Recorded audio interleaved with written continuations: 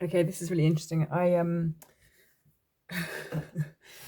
checked the camera and then it sort of did something happen to the recording, and I've gone on a whole other strand. So I wanted to come back because actually this is quite important just to wrap up this whole reading. There was so much energy, and I got some moon cards.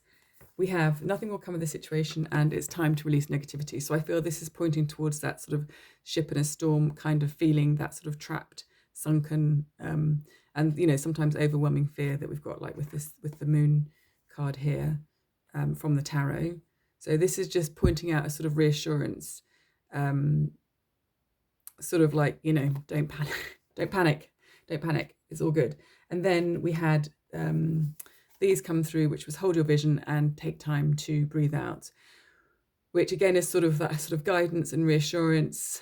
Stay on course, stay fixed. Again, it's interesting talking about vision when everything's been about sort of an expanded view and a greater perspective. That's very much what the major arcana of the Hanged Man is, that whole new perspective, which is what this is really about.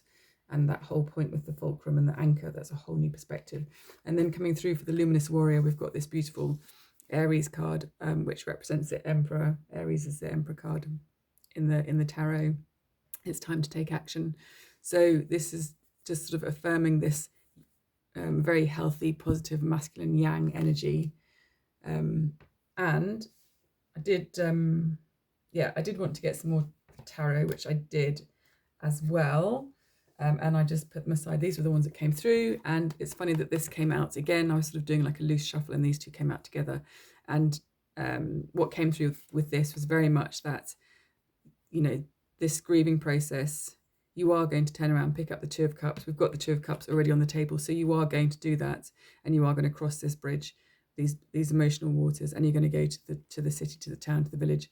And what was coming through here was very specifically is this is the bridge that you'll be crossing, and this is where it leads you to. Is this perfect completion? The Four of Wands is that beautiful, happy celebration, happy family, happy union.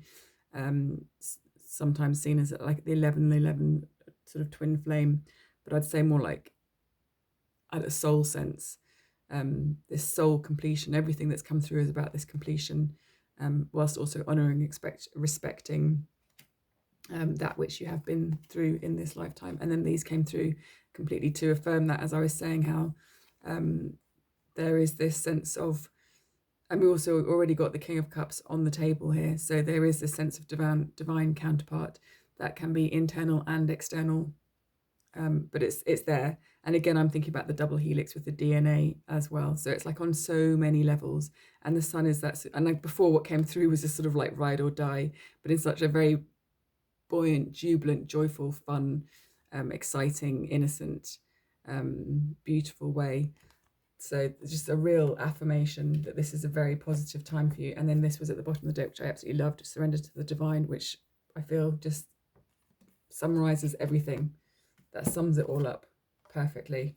It's all there for you. So yes, powerful reading. This is like 2 seconds that I wanted to add to the end.